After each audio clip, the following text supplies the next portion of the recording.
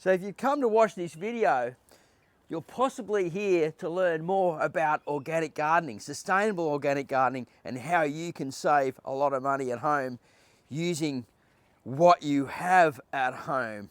And guess what? I've got two amazing methods. They're very similar in a way, showing you how you can do that and bring these two amazing methods to your garden to save money and grow amazing, healthy produce at home with what you've got lying around the house, right?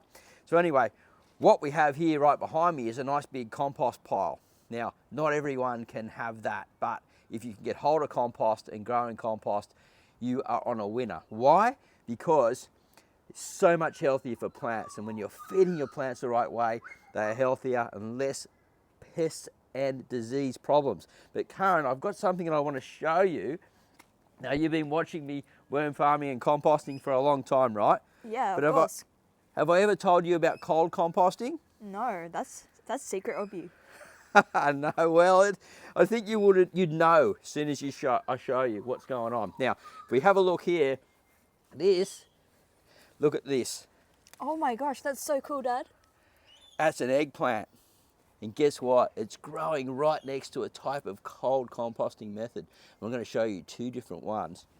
Now, this is obviously ready to harvest. It's so heavy, it's like falling down. Can I try? Yeah. Oh, that's actually pretty heavy. Yeah, so it's falling down, it's ready to go. It's going to get cooked tonight. But the exciting thing is it's growing right next to a cold composting system. And guess what we're using to feed the system, Karen? Do you know? Have a guess. Broken down materials. Yeah, organic materials, kitchen scraps. So if you come around here, because Karen's on the trusty camera, you can see here, if you get in the middle there, Karen, Yeah. you can see here, we've got an underground worm farm. Now this guy, he's ready to be reprocessed, and we just throw our kitchen scraps in here, but this is all going to be harvested and removed soon because we're going to build a whole new garden here. So that's one way of cold composting, is just putting a box with holes in it, compost worms in it, and feeding it your kitchen scraps, and you end up getting produce just like this. Now we have another video on here, what happens when you plant a cucumber inside a worm farm, and that's really cool. If you haven't seen that, massive harvest again, just like this. Now, if Karen comes around this way, I'll show you another form of cold composting. We're going to point straight here at, now we've shown this in the garden tour, right? This is sweet potato, and if you come down and look inside, it's actually growing inside a composting bale, which is cold composting. And look, we might even see some worms in here if we dig in here, but you can see it's all breaking down. Look at this humus in here, just amazing. And you can eat the leaves from this, so the tips and stuff, like in soups and stir fries, and then harvest after about 3 or 4 months and get your sweet potatoes out of here, so you get a lot of food. But what we're going to do is I'm going to show you one more really cool way that anyone can do at home. Now, if you keep coming this way, Karen, you're stepping forward, you're not walking backwards this time. No. You're doing really well. So we're coming past the old papaya. It's a bit cold, so they're not doing so great. We're going into the backyard now. Now, the backyard, I grow using cold composting methods. And how I'm doing that is I'm feeding the soil at the same time while I'm growing my plants. And what this does is it actually feeds the biology. So the worms are coming in, all the cool microbes are coming in, the mycorrhizae, fungi spreading all around the place. And we end up growing something like this here. Now, some of you may have seen my bale garden before. We've got tomatoes, basil, rocket, bok choy. Look at this bok choy growing here. Yesterday we harvested one. It was about this big. We got cauliflower growing in here, sea of rocket. Look at this bok choy here. We've had bigger ones than that. It's so big it's falling over. If Karen comes around this way and we have a look at what we're doing here, you can see how the system works. We're building it this way, and it's going to be going up the garden, and we're going to build it out in such a way in stages. So this is the second stage at the moment. The stage that you're looking down there where everything's growing really well is the first stage. This is the second stage where we're building it up and getting it ready for planting. And we're going to put more bales along here. We let them cool down, the bales, so they're not hot. And we're actually cold composting. One of the problems with cold composting though is the weeds and stuff. So you can get little weeds. That's not a weed, that's just a little rocket plant. Didn't do so well because it's just too shallow. It hasn't really cured enough, and we need to pour more compost on here over time and feed this system. And what's happening is this is breaking down. So this is a no-dig type of cool composting on top of the ground. The worms are coming up, the fungi is moving up to feed on this carbon, and then the microbes and everything are getting in here as well. And we never touch this. We just keep planting into it. And as it breaks down, we can plant bigger crops into it. The first crops are things like bok choy, lettuce, and then we can do some tomatoes, some cucumbers, and then way down the line we can plant fruit trees and large perennials in here. And we can just keep building on top. We just keep feeding it and feeding it and feeding it. Now, Karen, do you have any questions about this? Yeah, what should I avoid? What should you avoid when doing this? That's a really good question. You just got to be careful with weeds when you're cool composting, because weeds can establish. So what you want to do is mulch on top. So you want to avoid having sort of open bare soils. That's why if you come around here a bit, you can see why I've mass planted it, like with the rocket and the basil. There's not much space. I don't really want weeds and things coming in. I want food. I want to harvest, and when I do harvest and I get some like that, I'm actually just leaving the roots in the ground to rot, and for the microbes and the worms and everything to come and eat, and we just take that and eat that at home. Now, you can mulch on top if you've got a bit of spare space. But what I also like to do, and at the moment, if you look at these garden beds, you'll see that they're actually sunk right down now, because we do the same methods on top of these raised garden beds. And if you look here, Karen, look, little fungus popping up. That's a fungus. Yeah, it's a type of mushroom. So the mycorrhizae is what they call, that sort of crawls through and looks like a web through there. And these are really their flowers, I guess, is something to say, so they can set spores off. And that's a part of the whole organic system in here, showing that this soil's alive. So what I'm going to be doing is feeding it on top and putting large amounts of carbon on top, and then compost again and let it break down and keep planting into it. And that way I save money, and I'm just using my own kitchen scraps at the same time. So it's a really, really good way to keep growing food. Now, if we go down here, you can see this is the first one we originally started with. This is the bed, and again, it's a sea of rocket, and it's all starting to go to seed now.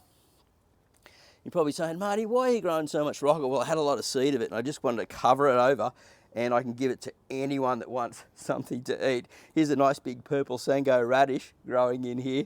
And the chilies, it's a bit cold for the chili at the moment, so not doing so great. But we can run beans up these systems as well and over the trellises, and being winter time, everything's a bit slower.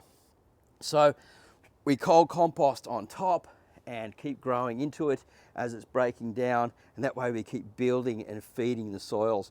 And it's also the same when you're basically mulching your plants, right?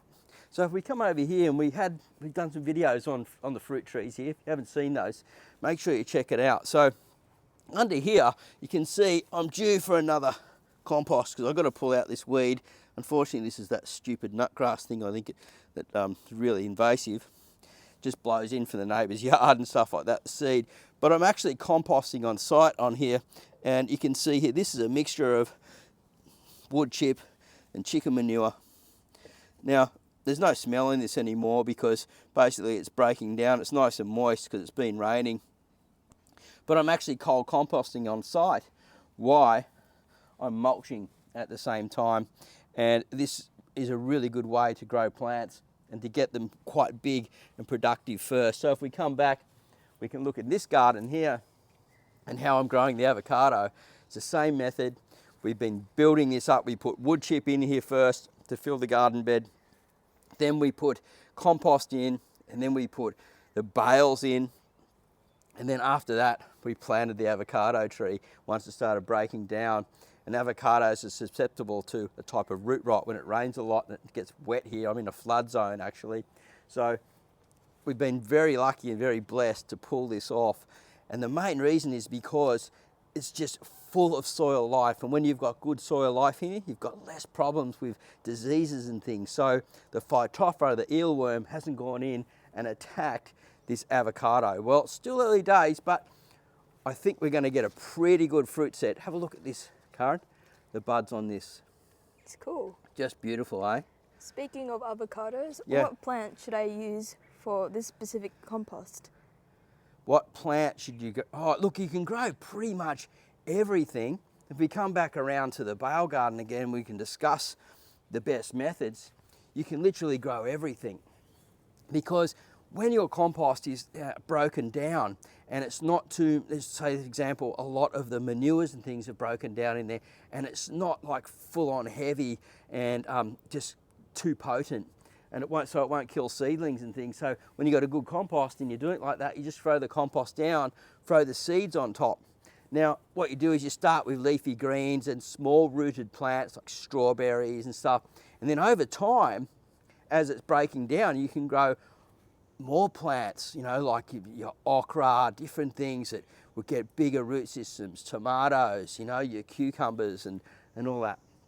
And so as it's breaking down, it's getting deeper and deeper, and you can have a look here. I've got the test tomato in here.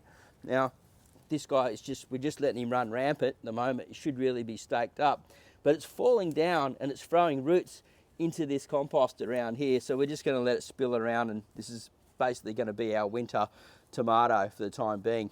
So that's a really good question. You can grow pretty much all types of plants. So if you come around here, who would have thought I'd be growing basil in the middle of winter, right?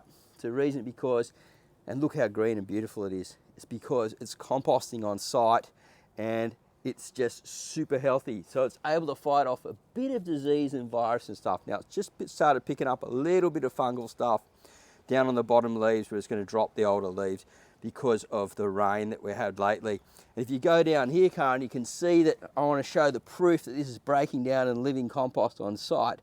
Look at this. There's another type of fungus growing here. Oh wow, that's cool. And there's another one here.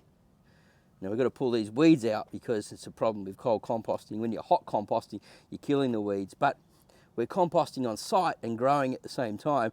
And this mycorrhizae, what that does is it's a part of the soil living web, and that will help with the whole feeding of these plants. So we don't need to give them any types of nasty fertilizers or spend money or waste money on fertilizers. So super sustainable. We're just composting, getting our compost, putting it on top and growing it like this. And you can start with like 2 bales. You don't have to have bales. You can just do it with any type of like carbon wood chip and things, and just build on top. And if you keep building and building as you're going, the soil just gets better and better and better. Now as we go this way, Since you said it was super sustainable, what's the benefits of using this compost? The benefits would be that not only is it, sustainability is one of them. I reckon the next benefit is we save a lot of money. Now we do have all our own kitchen scraps just lying around the house, and we can actually, like when we're gardening and we're like cutting and pruning, we can use all that type of stuff as well. And you can actually like buy stuff from the landscape yard and mix it and compost it and start making your own piles that way. So that would be probably the biggest benefit, is this is always sustainable. We don't need to keep wasting money on all the things that they tell us we need. This super fertilizer for that, this super fertilizer for this, all this marketing gimmicks that really we don't need. We just need to understand soil, feed the soil, and use the waste that we've got around our house. And it can be anything from a small little site to a great big garden like what I've got here.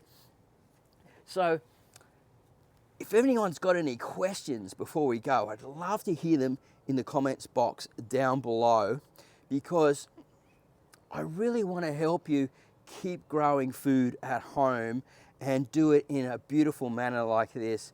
Organic, wonderful food. It just can't be beaten. It tastes great. It's better for you. And there's just so many health benefits. Now, if you're enjoying the show, please consider subscribing before you go. More videos on the way. My daughter Karen has been on the camera, so we say thank you, Karen, for your help. Thank you, Karen. She's getting annoyed with the thank you, Karen. Come on, Karen. Say thank you, Karen. Thank you, Karen. Thank you, Karen. Thank you, Karen. Then thank you, Karen. Thank you, Karen. Thank you, Karen. Should be saying thank yous, Marty's garden. Look, guys, we love you all. Thank you so much for coming to watch this show. We've got more cool educational videos coming for you on the way. Here comes a flexi hand. Are you ready? Yeah, I'm ready. Ready? Bye for now.